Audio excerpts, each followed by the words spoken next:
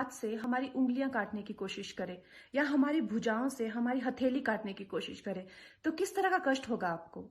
वही कष्ट पहुंचाया है चाइना ने हमें लद्दाख पर अपनी लालची नजरें गड़ा के, और वहां हमारी सीमा का एक एक इंच बचाते हुए हमारे 20 जवान शहीद हो गए हैं। क्या भूल पाएंगे आप उनकी माओं के आंसू, उनकी विधवाओं की चीखें और उनके बच्चों के दिए बलिदान को? क्या ये सोचना ठीक है कि सेनाओं का जो सरहदों पे जो युद्ध होता है वो सिर्फ सेनाओं का होता है, वो सिर्फ सरकार का होता है? क्या उसमें हमारा कोई योगदान नहीं है? क्या हम भूल गए वो वक्त जब महात्मा गांधी जी ने कहा था अगर अंग्रेजों की रीढ़ तोड़नी है भारत में तो उनके बनाए हुए हर उत्पादन का बहिष्कार करना पड़ेगा?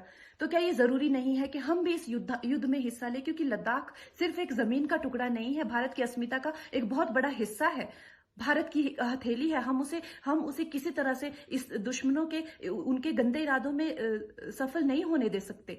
तो क्या हम लोगों को इसमें हिस्सा नहीं लेना चाहिए कि जो चाइनीज जितनी भी गुड्स हैं, जितने भी उनके प्रोडक्ट्स हैं, जिन भी कंपनीज में उन्होंने इन्वेस्ट किया हुआ है, उनसे उनको रिटर्न्स आते हैं, रेवेन्यूज आते हैं, ऑर्गेनाइजेशन है, उन सब का बहिष्कार करें, ताकि वो उस संपत्ति से जो यहां से इंडिया से इकट्ठी करके जाते हैं, उस संपत्ति से हथियार खरीद के हमारे सैनिकों के सीने छन्नी करते हैं। तो क्या हम इस युद्ध में हम चाइना का साथ दे सकते हैं? आप बताइए।